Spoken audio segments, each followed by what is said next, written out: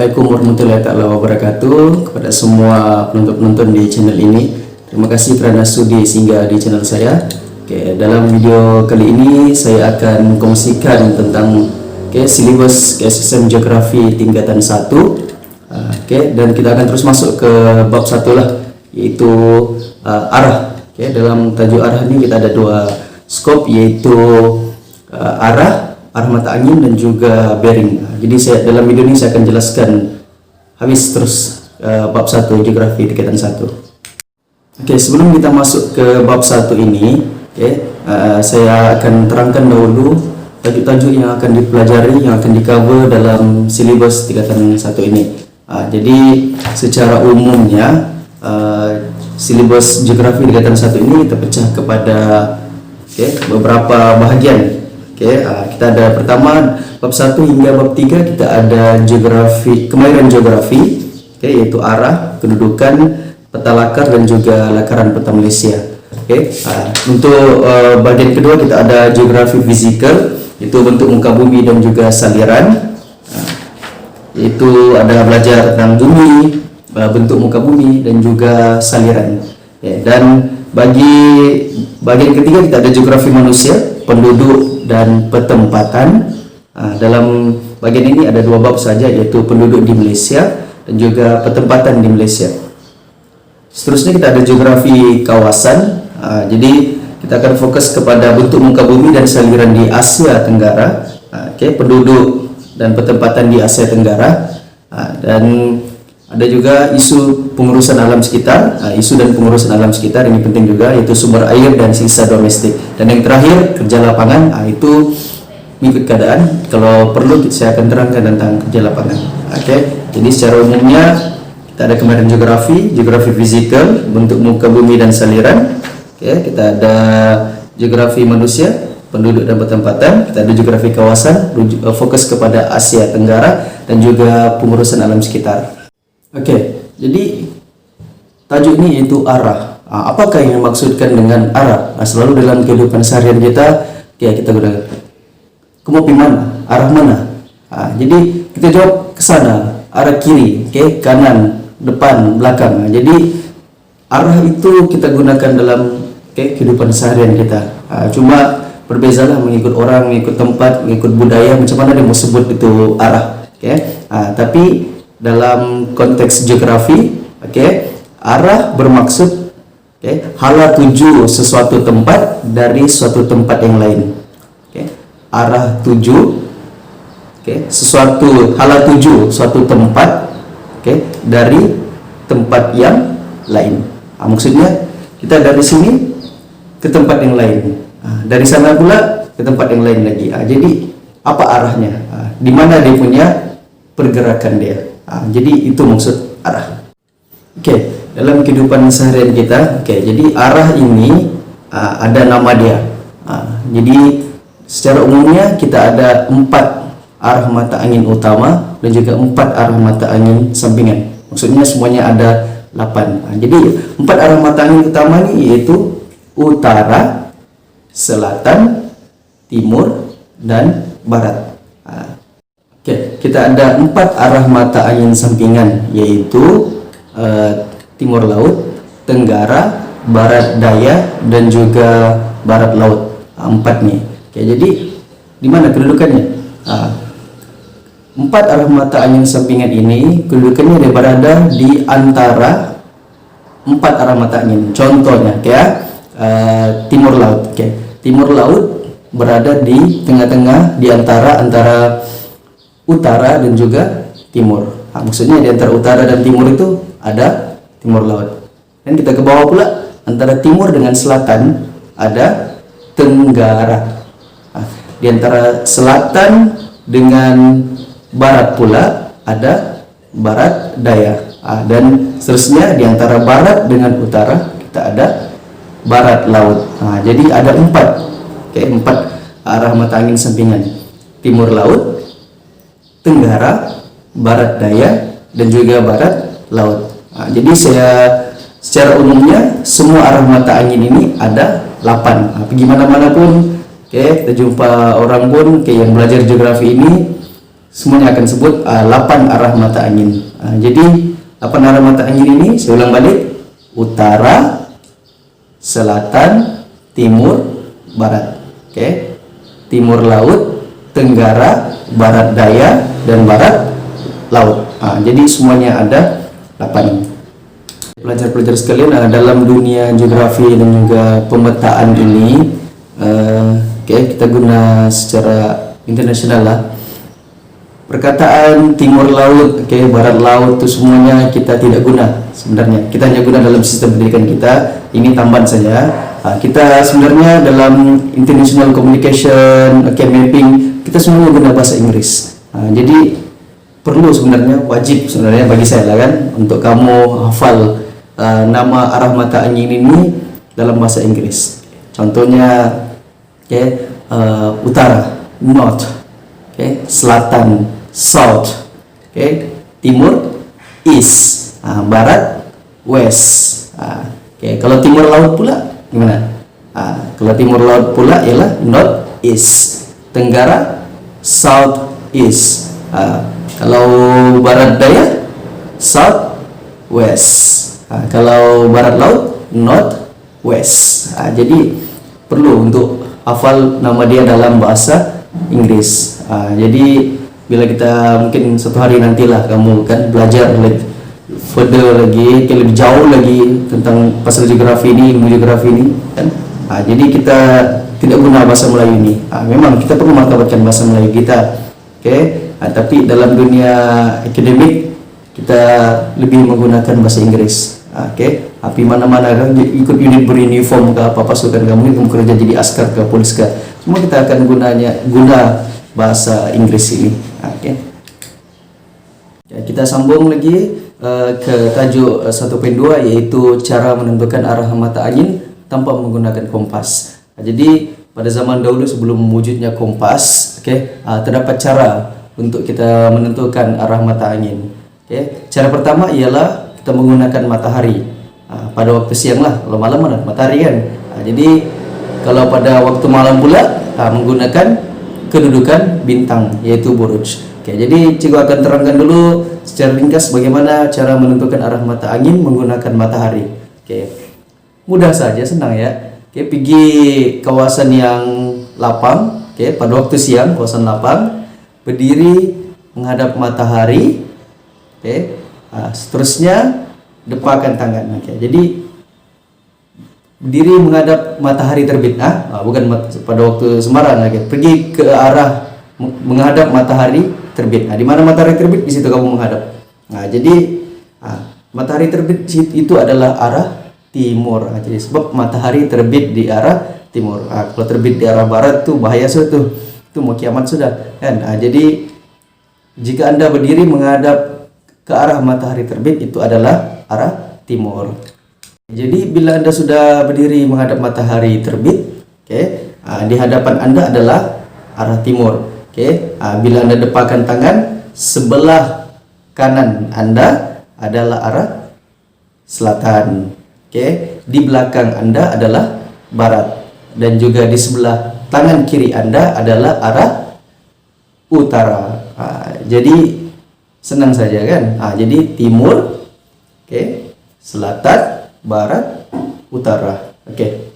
Bagaimana pula kalau pada waktu malam, mana ada matahari kan? Bagaimana kita mau menentukan arah mata angin itu? Jadi orang zaman dahulu menggunakan kedudukan bintang untuk menentukan arah mata angin. Terutamanya orang yang berada di lautan lah. Jadi kita tengok tu bintang bukan ya, kita tengok saja-saja kan. Ada berjuta, berbilion bintang yang ada di langit. Berjuta bintang yang kita boleh nampak dari tempat kita berdiri pada waktu malam itu. Jadi macam mana kita menentukan? Jadi caranya ialah menggunakan buruj. Buruj bermaksud susunan bintang-bintang yang membentuk satu image berdasarkan apa imajinasi seorang tu. Ada orang nampak kedudukan bintang ni ada bentuknya macam layang-layang, lepas tu ada bentuknya macam skorpion, lepas tu kadang-kadang ada bentuk gayung, macam-macam bentuk lah. Tapi ada banyak sebenarnya Boruj, cuma ada di yang kita boleh lihat di negara kita ini yang utama yang kita boleh lihat yaitu Boruj Belantik, Boruj Biduk, Boruj Pari, dan juga Boruj Scorpio. Empat Boruj ini yang utama yang selalu dijadikan sebagai panduan untuk menentukan arah mata angin pada waktu malam. Kita pergi kepada Boruj Belantik dahulu. Boruj Belantik ini selalu orang cakap bentuk dia macam orang yang sedang memburu begitu, orang memanah kan. Macam orang yang sedang pegang satu kayu. Jadi kalau di orang Yunani orang panggil nama itu sebagai Orion. Jadi kita anggap ya kita panggil sebagai Boruj Belantik. Jadi macam mana kedudukan Boruj ini boleh digunakan untuk menentukan arah mata angin? Jadi Boruj Belantik ini dia ada tiga, ada tiga bintang yang bersusun, yang melambangkan tali pinggang, orang tuh yang kita bayangkan itu, and then daripada tiga bintang tuh, salah satu bintang tengah yang di tengah-tengah antara tiga itu, yang bersambung dengan bintang di yang arah kepala, jadi itu adalah merupakan arah utara. Seterusnya Boruj yang kedua, ini Boruj ini bentuknya macam gayung, orang kita cakap gayung lah, tapi sebenarnya nama dia adalah Boruj Biduk. Jadi Boruj ini, ujung gayung tuh, dua bintang yang di ujung gayung itu yang bila disambungkan, bucu gayung itulah arah utara sebenarnya. Jadi bila kita tahu di mana arah utara, kita tahu di mana selatan kan. Bila kita tahu di mana selatan, nanti kita akan tahu di mana timur dan barat. Jadi itu Boruj gayung, Boruj Biduk. Dapat juga Boruj Pari nama dia. Boruj Pari ini bentuk dia macam cross. Orang cakap bentuknya macam layang-layang. Jadi layang-layang itu biasa kan, bentuk cross, dia punya tangkai. Jadi yang di bawah tuh, paling panjang tuh, bawah layang-layang tuh itu merupakan menunjuk ke arah selatan, sentiasa menuju ke arah selatan. Jadi kita tahu selatan, atasnya memanglah utara kan. Dan yang terakhir Boruj Scorpio. Ini Boruj susunan bintang yang membentuk image Scorpion. Jadi ekor yang melengkung tuh, ekor Scorpion yang melengkung itu, itulah menuju ke arah selatan juga. Jadi itulah jadi panduan kepada orang dulu yang tiada kompas untuk menentukan arah mata angin pada waktu malam dengan bantuan bintang. Kita sambung lagi pelajaran kita ke tajuk 1.3, yaitu cara menentukan arah mata angin dengan menggunakan kompas. Tadi kita sudah bincang yang tanpa menggunakan kompas kan, cara yang klasik. Sekarang kita bincang tentang cara menentukan arah mata angin menggunakan kompas. Kompas ini merupakan alat ciptaan yang digunakan untuk menentukan arah mata angin. Jadi terdapat banyak jenis kompas yang terdapat pada zaman modern ini. Itu tidak perlu saya uraikan. Nanti kita akan buat satu video khas untuk jenis-jenis kompas saja. Tapi untuk pembelajaran kita gunakan kompas magnetik. Apa itu kompas magnetik? Bagaimana cara menggunakan kompas untuk menentukan arah mata angin? Caranya mudah saja, tapi sebelum itu kita kenal dulu bagaimana bentuk kompas itu, diperbuat daripada apa. Jadi kalau kita rujuk kepada buku teks Anda, jadi kompas ini dia terdapat tiga bahagian kompas, yaitu perumah, kita ada pemuka. Pemuka ini macam dia punya casing, yang kedua dia punya perumah. Perumah ini itu kawasan bahagian yang terdapat besi, medan magnet. Jadi magnet inilah yang menarik jarum itu ke arah utara. Jadi kutub selatan magnet ini akan menarik magnet ini menuju ke arah utara. Sebab dia kan berlawan. Kutub utara tarik kutub selatan, selatan tarik kutub utara. Jadi pada bagian kompas ini terdapat magnet. Jadi satu bagian utara, satu selatan. Jadi bagian atas itu akan menarik jarum ke arah utara. Jadi kita dapat tahulah di situ merupakan arah utara. Jadi pasti kita ada jarum kompas. Ketiga lah perumah, pemuka dan juga dia punya jarum. Jadi jarum ini akan sentiasa menunjukkan ke arah utara. Sebab dia ditarik oleh medan magnet selatan. Jadi jarum ini besi, jarum berubah daripada besi akan tertarik ke arah kutub ke arah selatan dan menunjukkan arah utara. Jadi sepanjang masa magnet itu akan menunjuk ke arah utara. Pada permukaan kompas ini pula adalah di situ dilabelkan mana utara, mana selatan. Biasa digunakan huruf singkatan saja. Contohnya macam N, huruf N itu adalah north, yaitu utara. Biasa dilabelkan di warna merah. Jadi supaya senang dilihat. Jadi jarum kompas akan sentiasa menunjuk ke arah N itu utara, north. Jadi macam mana mau tentukan arah mata angin menggunakan kompas? Caranya mudah saja. Anda pergi ke kawasan yang lapang, bawa kompas Anda, letakkan di atas tapak tangan. Pastikan Anda tiada benda-benda besi di sekeliling kompas itu.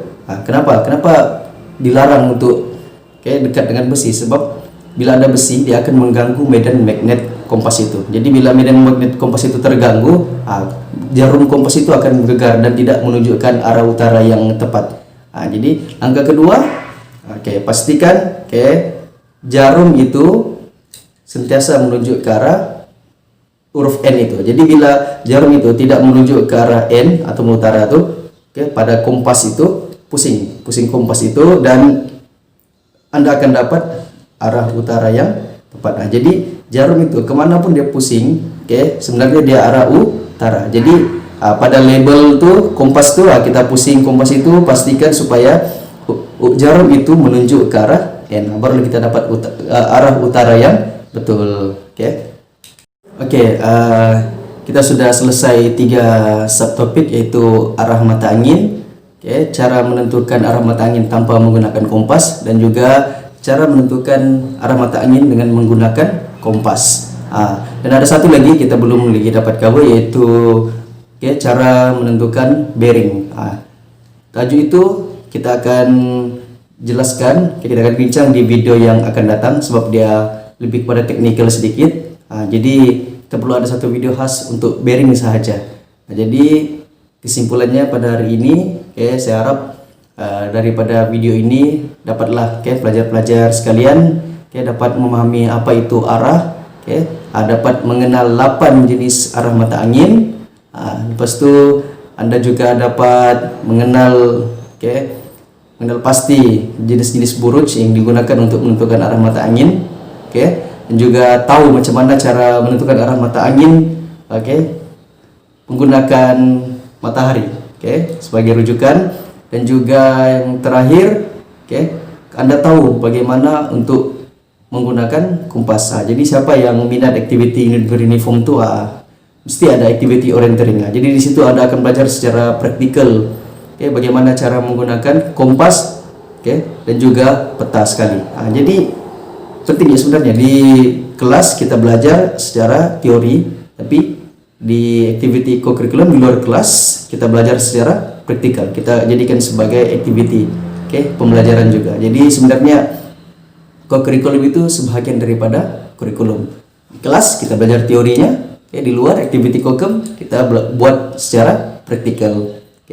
Jadi sampai di sini saja untuk video kali ini. Kita akan berjumpa lagi di video akan datang dengan tajuk bearing. Itu saja, moga-moga ada manfaatnya kepada Anda semua. Jumpa Anda di video akan datang.